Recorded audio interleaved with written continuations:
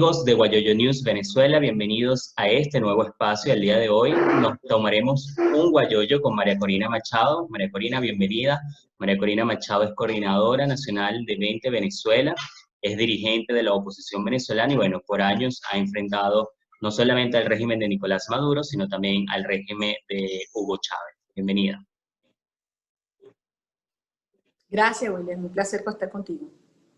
Bien, María Corina, lo primero que quería conversar contigo es cómo ves la situación interna del país. Vivimos momentos difíciles políticamente, pareciera que no hay una ruta planteada para lograr un cambio político en Venezuela. Me gustaría cómo tú lo ves y si crees que aún es posible lograr un cambio en el país.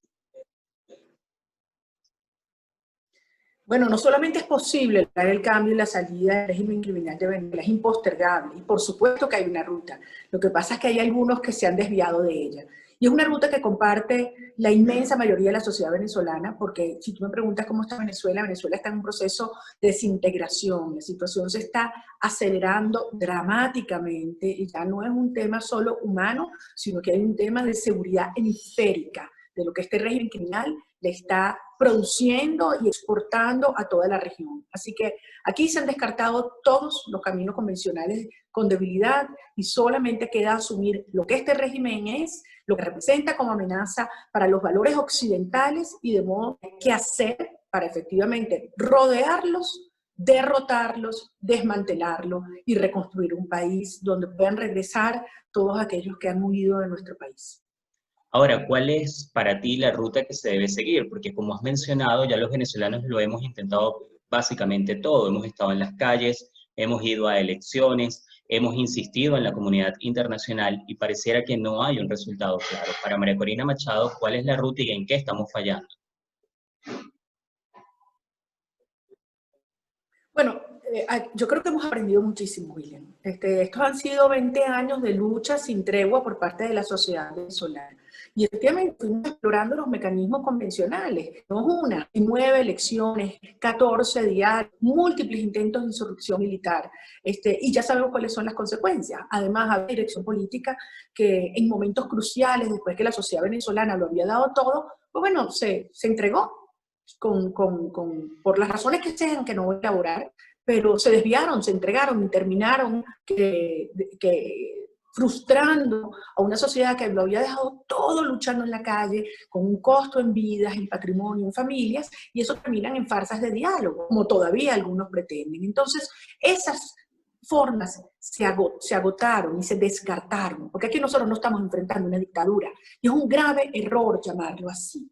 Esto es un conglomerado criminal. Venezuela es un país ocupado, un Estado fallido, un proceso de somalización, muchos de nuestras zonas del territorio. Y la única manera para un país que está siendo secuestrado, que tiene al rehén agarrado así con toda la fuerza, es presentarle una amenaza real, una fuerza superior que tenga un efecto disuasivo. Eso es lo que hay que hacer. Eso tiene nombre y apellido, eso se llama operación de paz y estabilización. Si algunos quieren pretender a estas alturas regresar a las fórmulas que inventamos por debilidad o por miedo o por la razón que sea, sepan que ni los venezolanos ni los genuinos aliados a estas alturas van a caer en nuevas trampas. Ahora, justamente en este planteamiento de una nueva ruta que también ha impulsado parte de la dirigencia encabezada por Juan Guaidó, han hablado de que es necesario demostrar la fuerza interna mediante unas elecciones una nueva consulta popular muy similar a la que fue el 16 de julio. Me gustaría saber, porque tú sí participaste en aquella consulta del 16 de julio, en el que los venezolanos dieron 3 mandatos básicos. Me gustaría saber cuál es tu posición en esta nueva consulta y por qué no participar en ella como lo hiciste hace 3 años.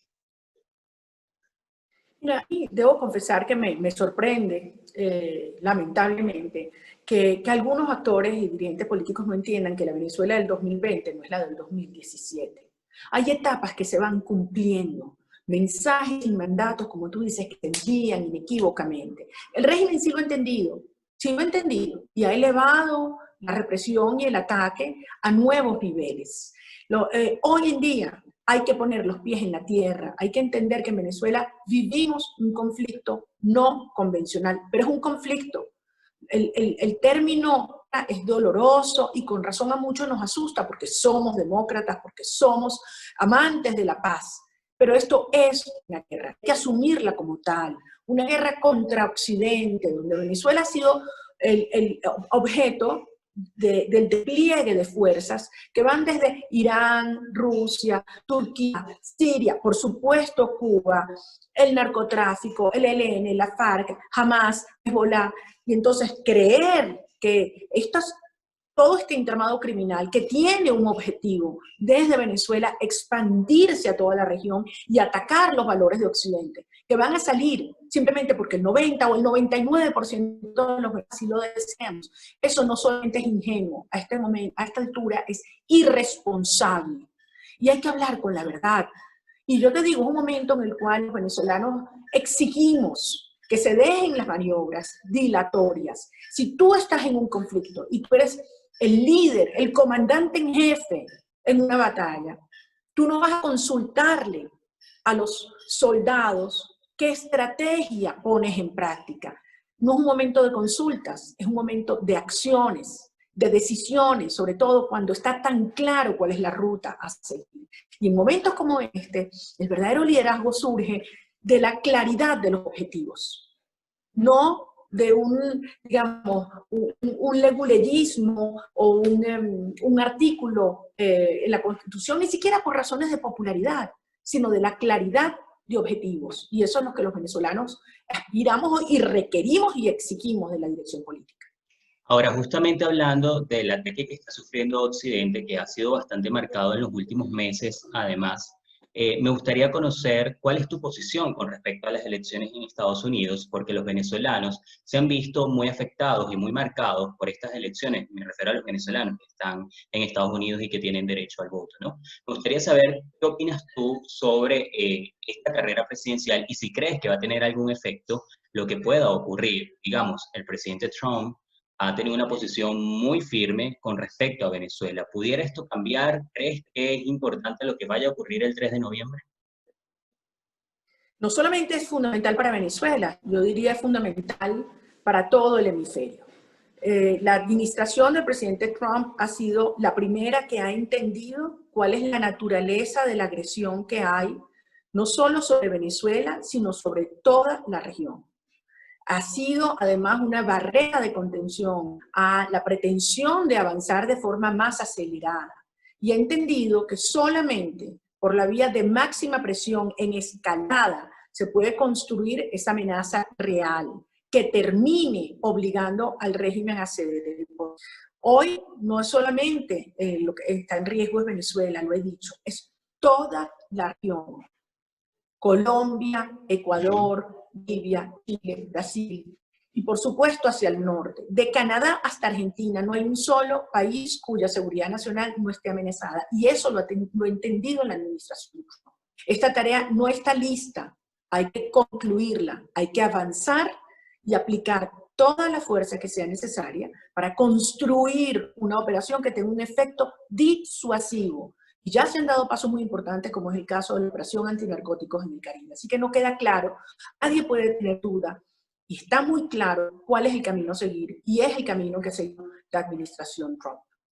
Ahora, María Corina, muchas personas aseguran que Estados Unidos no es Venezuela y también lo aseguran, por ejemplo, en Chile o en Colombia. ¿Tú crees que estos países con unas democracias más sólidas que la que tiene Venezuela pudiera tratar de evadir, llegar a una situación similar a la de Venezuela? Porque es un poco lo que decíamos hace 20 años los venezolanos de que Venezuela no es Cuba. ¿Qué piensas tú al respecto? Bueno, yo te iba a decir exactamente eso. ¿Cuántos venezolanos nos dijeron Venezuela no es Cuba? Y hoy, ¿cómo estamos? Peor que Cuba, peor que Cuba. La situación en Venezuela es absolutamente desgarradora en todos los planos. Y esto es un proceso que está continuando. La próxima víctima, que nadie tenga duda, es Colombia. Y ya anunciaron varios miembros del Foro de Sao Paulo que tienen en mira Ecuador, que tienen en los próximos meses una elección presidencial. Y estos tipos nunca ceden poder, lo arrebatan.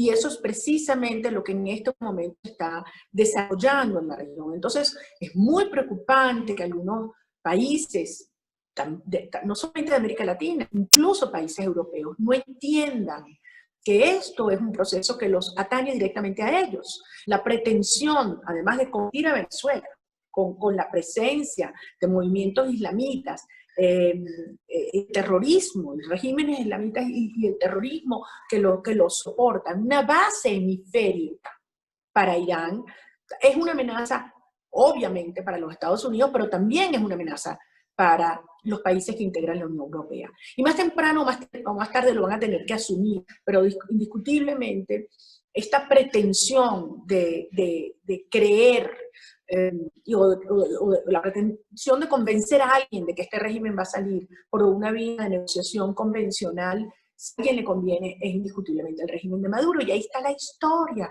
William, se han burlado, estos criminales se burlaron del Papa Francisco, de la propia Unión Europea, del Reino de Noruega, de los cancilleres de México y Chile. Es decir, solamente abordan estos procesos y hablan de negociación como un mecanismo para ganar tiempo y para bajar las presiones. Y en el interín van avanzando por debajo y haciendo un gran daño a toda la región latinoamericana. Justamente esa era mi siguiente pregunta, María Corina, porque pareciera que algunos países de la Unión Europea apelan a que en Venezuela se realicen unas elecciones mediante una negociación, ¿no? Que ha sido un poco diferente a lo que se ha planteado de que primero hay que salir del régimen para que hayan elecciones. Algunos plantean que pueden haber elecciones con el régimen en el poder que permita que hayan elecciones libres. ¿Tú crees que esto es posible y qué mensaje le envías, obviamente, a esos países que creen que aún es posible negociar con el régimen? No, absolutamente no es posible, porque hay que entender nuevamente que Venezuela es un país donde hoy no existe soberanía nacional. El 70% del territorio venezolano está bajo el control de grupos armados, que no solamente ejercen el control del territorio y el control económico, pero también el control social. Y donde, en un país donde tú tienes las armas bajo el control de las mafias, las leyes bajo el control de las mafias, los medios bajo el control de las mafias, la plata bajo el control de las mafias. La pregunta es, ¿quién gana las elecciones? Obviamente, las mafias. No son elecciones. En Venezuela no hay ley, no hay Estado de Derecho y no hay Constitución. Y esto hay que entenderlo. Y ha llegado el momento en el cual pretender apelar a artilugios constitucionales en un país donde no hay ley es desconocer el nivel elemental y existencial al cual ha llegado nuestra lucha. La fuerza y la legitimidad está en el derecho de cada ser humano de vivir en libertad. Y eso es lo que hoy apelamos. Entonces, más temprano que tarde, Europa va a tener que entender, porque obviamente hay intereses cercanos al régimen, cercanos a la tiranía, que han infiltrado las instancias de toma de decisión de la Unión Europea.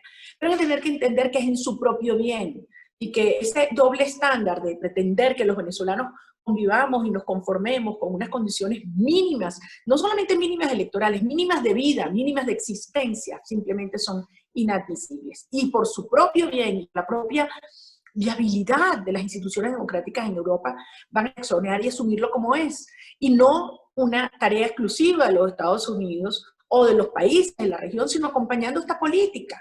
Eso es indispensable por la propia vigencia de la democracia europea.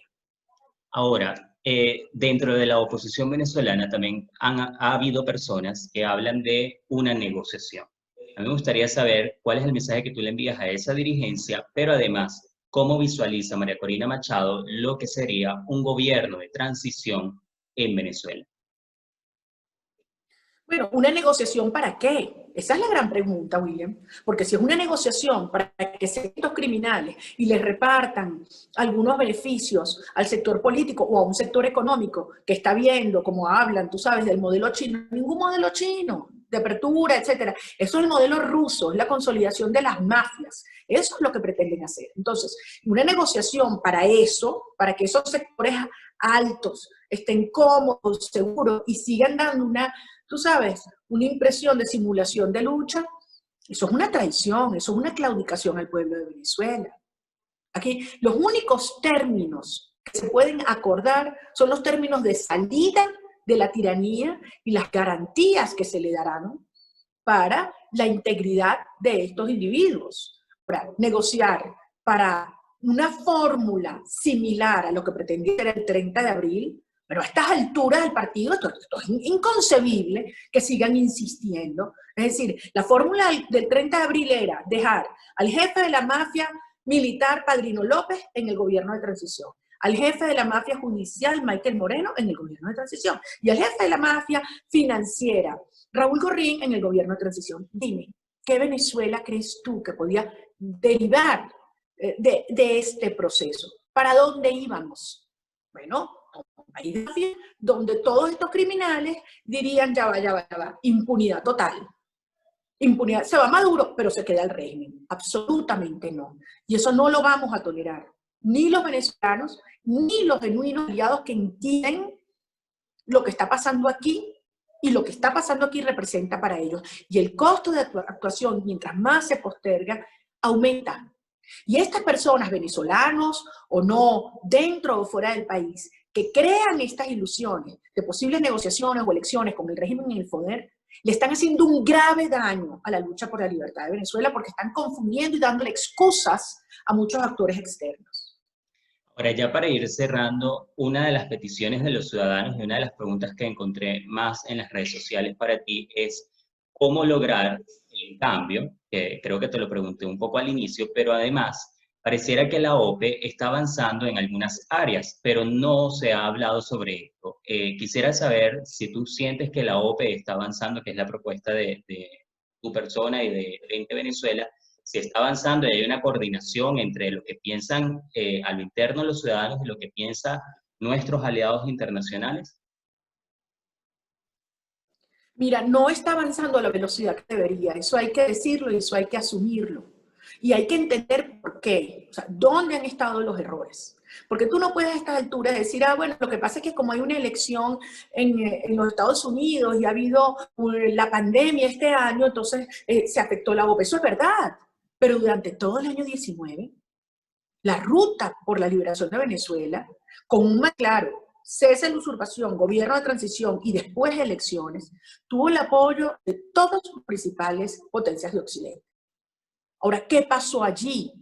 ¿Por qué se cometieron esos errores políticos garrafales? Desde los meses a escondidas con los diálogos bajo el auspicio del Reino de Noruega, hasta el 30 de abril, hasta lo que no pasó y se había súper comprometido el 23 de febrero, o la llamada y el regreso de manera inconstitucional de los exdiputados chavistas a la Asamblea Nacional. Estos han sido errores garrafales que han generado una profunda desconfianza en la sociedad venezolana, pero también en actores internacionales. Súmale a esto el manejo opaco de fondos que han por parte del gobierno interino, entonces eso que mucha gente diga, ya va, espérate, déjame ver a qué velocidad se avanza, cuál es el grado de compromiso, por lo que tú dices. Las fuerzas internas son indispensables, articularlas con las fuerzas externas, y esa es la responsabilidad de la dirección política.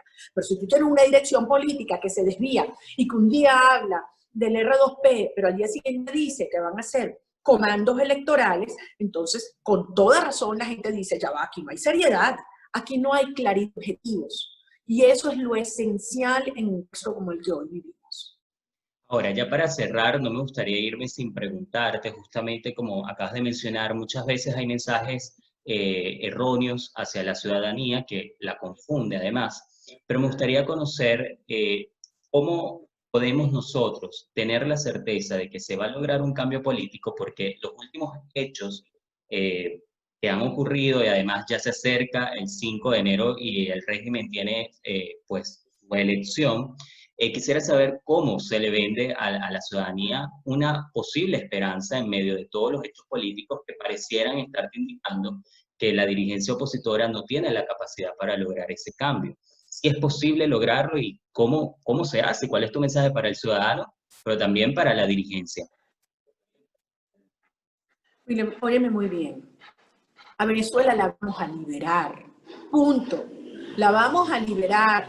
Y estos criminales los vamos a sacar y los vamos a enjuiciar. Porque aquellos que están planteando y dicen, no, es que tiene que haber una negociación y dejar a la gente del régimen. ¿Cuál gente? ¿Cuáles? Los criminales. los que han violado de manera masiva y sistemática los derechos humanos o que han cometido crímenes de lesa humanidad, como ha indicado, bueno, de forma inequívoca el informe de las Naciones Unidas sobre verificación de hechos. A esos los que piensan dejar en el poder. ¿Qué Venezuela va a salir de allí? Además, ustedes creen que estas Fuerzas Armadas, donde están esos oficiales y soldados que siguen teniendo un núcleo institucional, van a aceptar que sea ese alto mando criminal vinculado con la guerrilla, con el narcotráfico, con el asesinato de sus compañeros, con las torturas, los que mantengan, digamos, la conducción y la autoridad de las Fuerzas Armadas? Por favor, eso no existe. El país simplemente no lo va a aceptar, no se lo va a calar. Entonces, aquí hay que hablar con muchísima claridad. Obviamente, tenemos que avanzar por una ruta de fuerza, obviamente. Eso implica organización, movilización, estructuración interna. Y la gente está dispuesta a hacerlo, William. Sí está dispuesta. Lo que no está dispuesta es dar una carta, un cheque en blanco a una dirección política que ha demostrado ser débil, con falsos planteamientos y en unos casos profundamente corrupta. Eso sí es verdad que no. Entonces yo creo que es un momento de definiciones, creo que las próximas horas van a ser cruciales para el destino de Venezuela, creo que toda la pretensión de desmoralizar, de dividir y paralizar, la combatimos aquí en el terreno, luchando y organizando a los ciudadanos, y a cada venezolano les digo, tenemos que tener la seguridad de que aquí, en suelo venezolano y liberado, nos vamos a reencontrar con todas y cada una de nuestras familias. Y avanzaremos hacia un que va dejar atrás, definitivamente. Estatismo, corrupción, populismo, clientelismo, militarismo y socialismo. Y vamos a construir un país donde a punta de trabajo, de talento, de esfuerzo, del mérito, vamos a poder construir una nación verdaderamente próspera, segura, libre, alegre y con todos de vuelta en el hogar. Bueno, para mí ha sido un placer entrevistarte, María Corina. Muchísimas gracias por la oportunidad y bueno, esperemos que lleguemos a encontrar y construir a esa Venezuela que acabas de describir.